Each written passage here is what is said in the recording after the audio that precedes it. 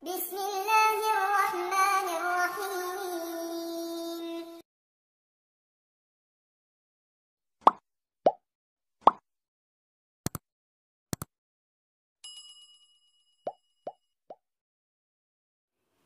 Assalamualaikum warahmatullahi wabarakatuh. Di video kali ini saya akan coba berbagi cara atau langkah-langkah kita untuk mengerjakan soal melalui aplikasi MBK via HP. Oke, saat ini insya Allah tinggal sebentar lagi adik-adik kita yang ada di tingkat MI akan melaksanakan penilaian akhir semester, yang mana tahun ini kita untuk mengerjakan soal kita menggunakan HP. Jadi kali ini saya akan coba berbagi langkah-langkah yang akan dilalui oleh adik-adik ketika melaksanakan atau menjawab soal. Oke, yang pertama yang harus kalian perhatikan adalah ketika akan mengerjakan soal, kalian harus diam, duduk manis, tanpa harus banyak bertanya dan lain sebagainya, cukup mendengarkan arahan dari pengawas kelas dan proktor kelas. Oke, adapun yang pertama nanti pasti kalian akan diarahkan oleh pengawas maupun proktor kelas untuk mengkoneksikan WiFi-nya ke jaringan WiFi yang sudah disediakan. Contohnya di sini saya menggunakan WiFi yang ada di rumah saya. Ini setelah WiFi-nya connect, maka secara otomatis kalian nanti akan diarahkan lagi ke aplikasi Google Chrome. Silakan adik-adik buka Google Chrome-nya. Nanti kalian akan disuruh memasukkan alamat IP. Contohnya di sini IP-nya adalah 192.168.0.36. Setelah itu kita pilih buka. Oke, jadi ini adalah tampilan awal untuk login, yaitu untuk memasukkan username login dan password login. Namun jika setelah adik-adik mengkoneksikan WiFi kalian sesuai dengan yang diarahkan, kemudian kalian memasukkan IP-nya sudah benar namun tidak bisa masuk ke halaman ini, cara mengatasinya adalah silahkan adik-adik bersihkan dulu file history dan tab yang sudah kita buka di Chrome. Caranya adalah yang pertama kita keluarkan dulu semua tab yang ada di Google Chrome, yaitu dengan cara kita klik tanda kotak atau ikon kotak yang ada di pojok kanan atas, yang mana di sini ada tulisan 1, berarti tab yang aktif pada Chrome saya adalah baru 1 tab. Namun jika nanti tabnya 3 maka akan ada tulisan 3, begitu seterusnya.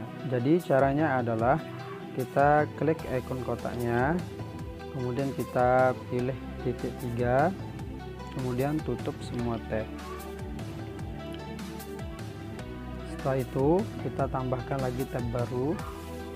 Selanjutnya untuk menghapus histori pencarian yang ada di Chrome kita pilih titik 3, kemudian pilih histori, kemudian kita hapus data penjelajahan. Namun perlu adik-adik perhatikan di sini untuk pengaturan dasarnya kita pilih rentang waktu semua, kemudian pilih semua, kemudian untuk lanjut juga kita pilih semua, jadi kita hapus. Nah, setelah kita menghapus atau melakukan proses tadi, insya Allah kegagalan login atau kegagalan loading ke halaman login tidak akan terjadi. Kita masukkan lagi alamat IP yang tadi, yaitu 192.168.0.36. Baru kita masukkan username login dan password login. Untuk username dan password loginnya bisa adik-adik lihat di kartu peserta yang bagikan nanti.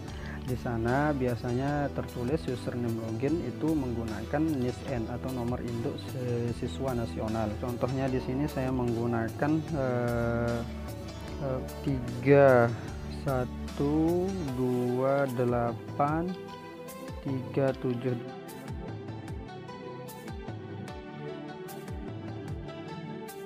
adalah salah satu username dari siswa kita yang kita coba. Cara mengkopinya adalah biar kita tidak capek mengetik lagi di password login, dengan cara kita tahan di kolom username login. Kemudian setelah muncul seperti ini, kita pilih salin. Setelah itu kita menuju kolom password login, kita tahan sampai muncul kata tempel. Kemudian baru kita login.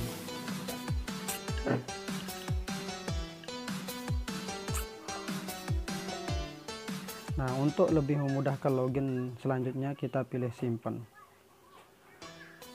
Nah, jadi ini adalah halaman utama. Di sini ditampilkan beberapa daftar nama mata pelajaran yang akan diujikan. Contohnya di sini saya akan mengerjakan soal Al-Quran hadis. Silahkan adik-adik klik di nama mata pelajarannya, yaitu Al-Quran hadis. Jika muncul seperti ini, maka kita akan mengklik mulai ujian sekarang. Kemudian secara otomatis kalian diminta memasukkan password atau token. Nah, jadi token ini nanti akan dikasih oleh proktor atau pengawasnya. Jadi adapun token yang saya gunakan saat ini atau yang aktif saat ini adalah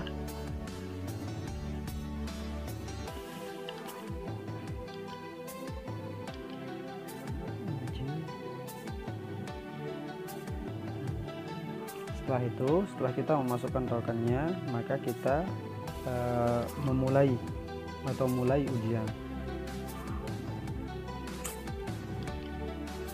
Jadi setelah itu bakal ditampilkan daftar soal seperti ini ya. Kemudian silahkan adik-adik kerjakan soalnya.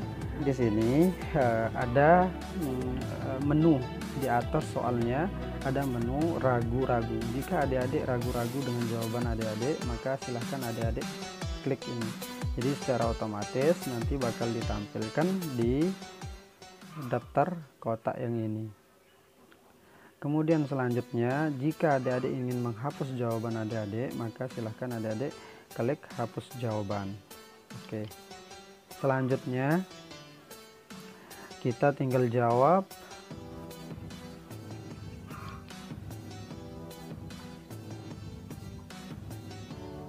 Ini jawabnya sembarangan ya, jangan diikuti. Setelah itu misalnya sudah cukup satu halaman, maka tinggal adik-adik klik soal berikutnya. Itu juga kita jawab sampai selesai.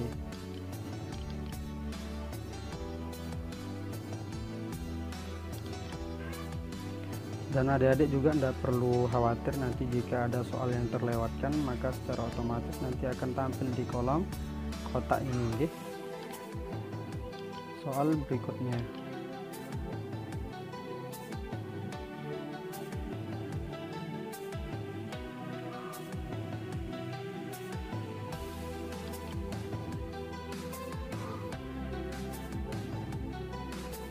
Sampai selesai soal. Oke. Selanjutnya ini ada soal isian. Jadi untuk menjawabnya, adik-adik tinggal menuliskan jawabannya di kolom yang ada di bawah soalnya. Seperti ini. Misalnya jawabannya kita jawab setelah selesai, maka kita lihat dulu kolomnya. Jika ada yang masih merah seperti ini berarti kita belum lanjut ke tab selanjutnya atau belum kita selesaikan. Kemudian jika sudah hijau seperti ini, maka ini menandakan jawaban kita sudah terkirim semua atau sudah tersimpan semua. Kemudian untuk warna kuning ini adalah penanda bahwa kita masih ragu-ragu tadi.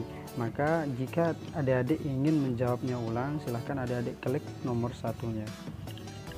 Jadi secara otomatis soal akan kembali ke nomor 1.